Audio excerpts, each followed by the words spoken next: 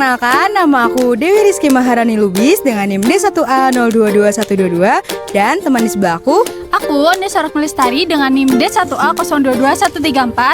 Jadi kali ini kita bakal keliling-keliling di peternakan Intimas Farm. Nah, sebelum kita keliling-keliling, yuk kenalan sama teman-teman kita yang lain. Check it out! Saya Nanda dengan NIM D1A022169. Halo, saya Topo dengan NIM D1A022090. Halo semuanya, aku Tia dengan NIM D1A022030. Saya Ahmad Musaki dengan NIM D1A022116. Hai, perkenalkan nama saya Kurnia dengan NIM D1A022034. Halo semuanya, perkenalkan nama aku Setianingsi dengan NIM D1A022137. Halo, saya Hari Wahyono dengan NIM D1A022082. Halo, aku Konita, full NIM D1A022115. Nah, tadi kan kita udah kenalan nih sama teman-teman kita yang lain. Yuk langsung aja kita kepoin Intimas Farm. Come on! Oke, jadi kali ini aku dan Anissa serta teman-teman yang lain udah ada nih bersama narasumber kita. Jadi langsung aja deh kita kenalan sama narasumber kita pada saat ini. Dipersilakan, Pak. Nama Irlan Suprianto, saya kelahiran Klaten, sekarang domisili di Purwokerto gitu. Oke, mungkin langsung aja nih kita tanya-tanya sedikit nih Pak tentang Intimas Farm gitu. Pertama ya Pak, kalau di Intimas Farm itu buat ternak yang dikelola atau diternak tuh jenis ternak apa ya Pak? Oh iya, kalau di sini itu kita fokus di ayam petelur. Kalau bahasa di lapangan ya layer. Untuk Intimas Farm sendiri ini udah berdiri dari kapan ya Pak kalau boleh tahu? IMF itu berdiri sekitar tahun 90. Ya, bro. Untuk Intimas Farm sendiri ini termasuk di usaha mandiri atau masuk ke kemitraan gitu Pak? Kalau di sini hitungannya usaha mandiri. Jadi owner single gitu. Mandiri. Kalau misalnya untuk kandangnya sendiri nih Pak, kandangnya itu dipergunakan kandang close-house apa kandang open house sih Pak? Di sini saat ini ada dua. Kalau yang kandang starter, yang DOC, dan kalau teman-teman bisa lihat itu ya, yang biru itu sudah semi close house gitu. Bisa disebut close house karena cuma satu partisi yang kita bikin nggak dari pabrik, jadi kita bikin cooling pad sendiri. Jadi kalau divisi starter kita udah dibilang ada semi close house. Kalau di layer itu masih full open. Kalau misalkan untuk pemasarannya gitu Pak, gimana nih Pak untuk pemasarannya sendiri? Kalau di kita untuk pemasaran telurnya itu langsung bakul ya. Jadi kita langsung ke trading distributor pertama. Jadi distributor kalau dunia peternakan itu kan kita sebut penjual atau marketing, atau bahasa di market di pasaran itu kadang disebut broker ya. Itu jadi kita masuknya ke broker satu, jadi broker besar atau penjual yang mereka langsung ambil ke farm gitu. Nanti dari broker satu itu akan didistribusikan ke penjual kedua gitu. Bisa jika habis kedua itu ke penjual ketiga, atau dari dua itu langsung ke konsumen gitu. Kalau misalnya untuk manajemen kandangnya sendiri bagaimana nih Pak? Kayak tentang untuk kotorannya, untuk pakannya, seperti itu bagaimana Pak? Kalau manajemen overall sih kita sama ya kayak di farm-farm lain ya. Ya pemberian pakan sesuai kebutuhan feed intake harian yang ada di apa namanya ya, panduan dari strain tersebut. Terus minum ad libitum ya, kita full. Terus apalagi kesehatannya OVK standar. Terus untuk manajemen kita berusaha ngikutin aturan dari dinas lingkungan hidup. Kita tidak ada limbah yang keluar gitu. Jadi kita proses di dalam farm ini sampai keluar dalam bentuk air biasa.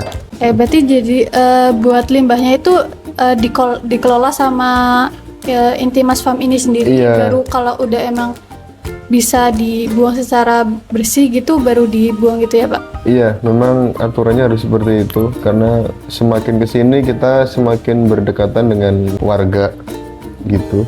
Jadi kalau untuk kotoran yang kering itu biasanya begitu ada kebutuhan dari mereka pengambil kotoran itu yang biasanya dipakai untuk pertanian, untuk pupuk itu kita siapkan dalam bentuk karung, nanti mereka yang ngambil. Kalau limbah cairnya dari mulai sisa pembuangan air minum, terus kadang ada pencucian kandang, itu semuanya kita distribusikan ke sistem pengolahan limbah cair gitu. Jadi dengan hasil akhir ya semuanya kita filter di dalam, begitu hasil keluarnya kita masukkan. Itu sebenarnya bukan nggak keluar sih, karena kita bikinkan satu sistem sumur ya, sumur besar di ujung kandang itu untuk menampung air filter itu gitu. Jadi harapannya setelah memang kalau itu pun itu masuk ke dalam tanah, itu pun ketika misalkan ketarik kembali sama user itu memang sudah bisa bersatu dengan mata air yang biasa gitu. Jadi ya kita berusaha di situ sih. Misalnya kalau di sini masih bau, nyampe diolah itu sudah nggak bau gitu. Seperti itu. Berarti untuk pengolahannya sendiri itu yang tadi disebutkan, apakah itu menggunakan mesin atau bagaimana sih Pak? Atau pakai zat kimia yang lain atau kayak gimana tuh? Enggak, kalau di kita, kalau untuk aplikasi di limbah padatnya, di feses kotoran ayam itu yang memang volumenya terbesar ya kalau di dunia peternakan itu memang ada penggunaan OVK ya, obat vaksin kimia. Jadi sesuai dengan aturan yang berlaku, jadi di situ meminimalisir pengenceran dari kotoran tersebut gitu. Karena kalau kotoran itu kita nggak bisa tanganin, kotoran itu encer, itu biasanya bau, ke lingkungan juga sangat kerasa banget. Jadi nanti bisa dilihat, jadi kotoran kita kebetulan bisa kering dan menggunung gitu. Jadi itu lebih aman. Kalau untuk prosesnya manual gitu, paling kalau dibilang obat ya obat-obat semprot biasa. Kita hanya pakai sistem filterisasi sebenarnya. Jadi dari limbah, kalau yang kotoran kering itu kita hanya butuh manajemen. Jadi misalkan sedikit basah langsung kita ambil gitu ya. Jadi harapannya nggak nyebar gitu. Kalau yang limbah basah itu kita hanya butuh filter.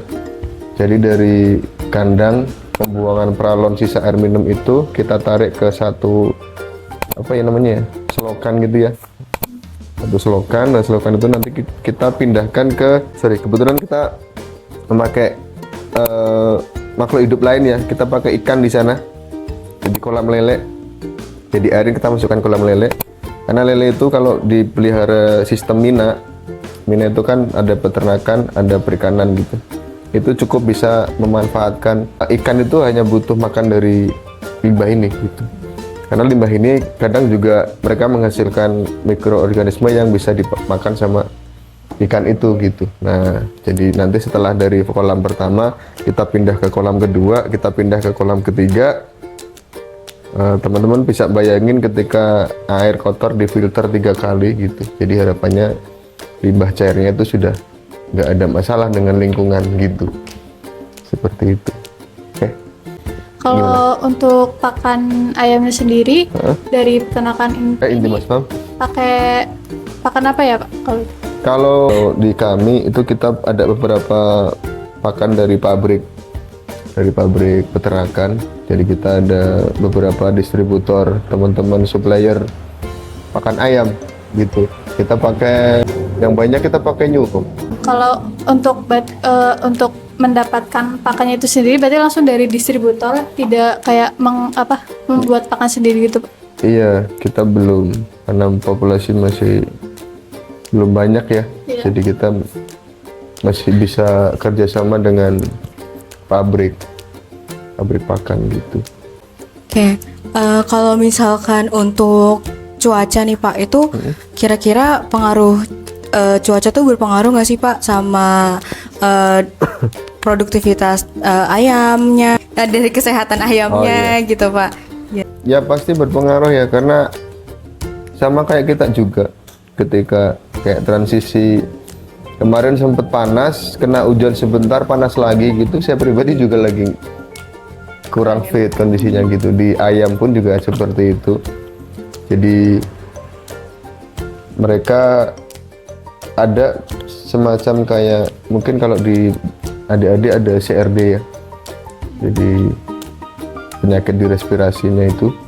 Ada juga yang nanti produksinya tiba-tiba fluktuatif, gergaji gitu.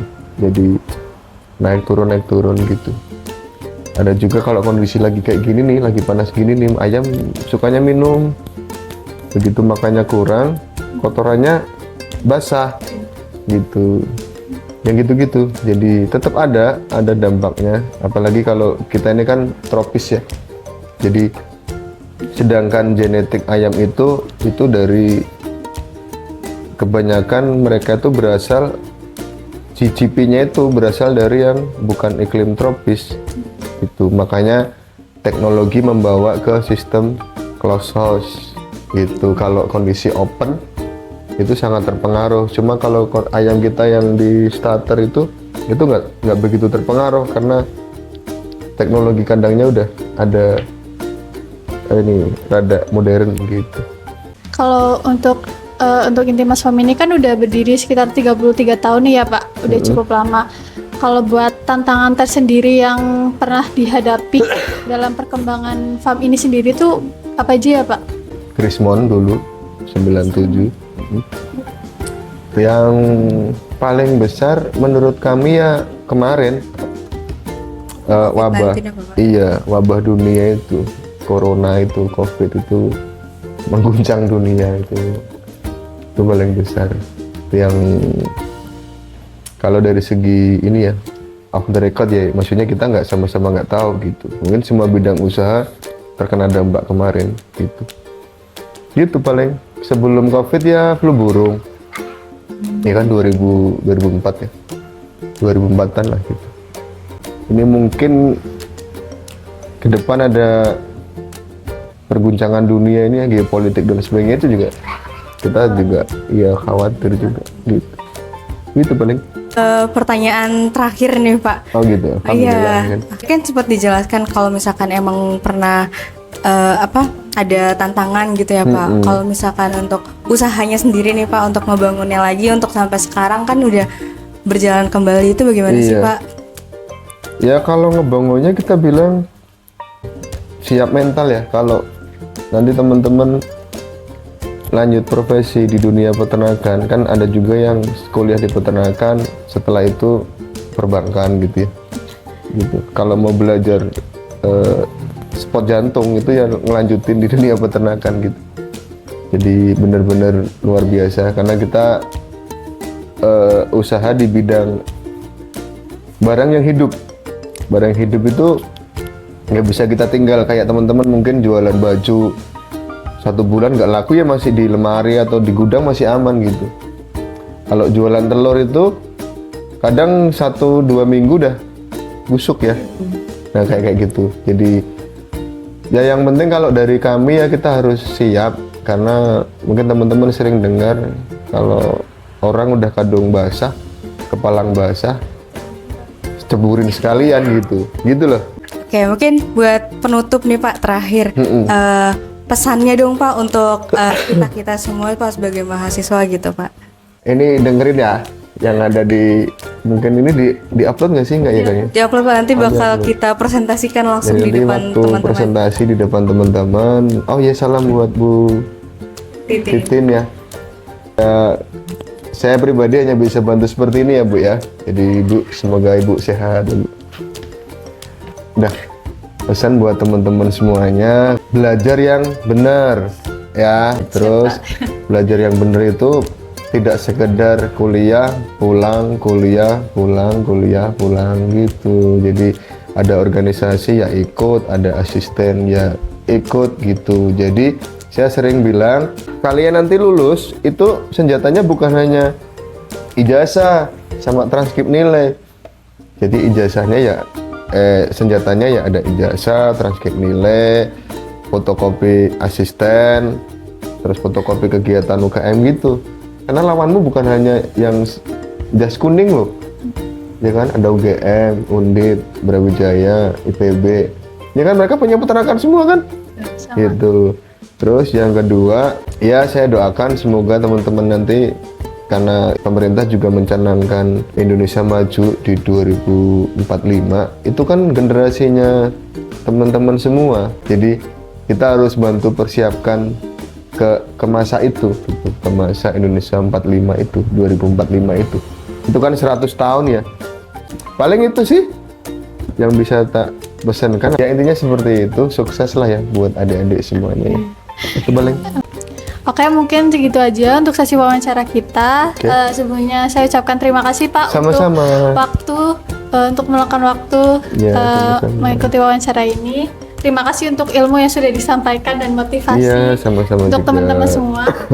Mungkin dari aku dan teman aku Dewi. Iya. Cukup sekian. Assalamualaikum warahmatullahi wabarakatuh. Waalaikumsalam. Nah, itu dia tadi perjalanan kita ke Intimas Farm. Dan wawancara bersama Pak Irlas sebagai manajer di Intimas Farm. Mohon maaf dari kami jika ada kesalahan. Sampai jumpa di video selanjutnya. Dadah!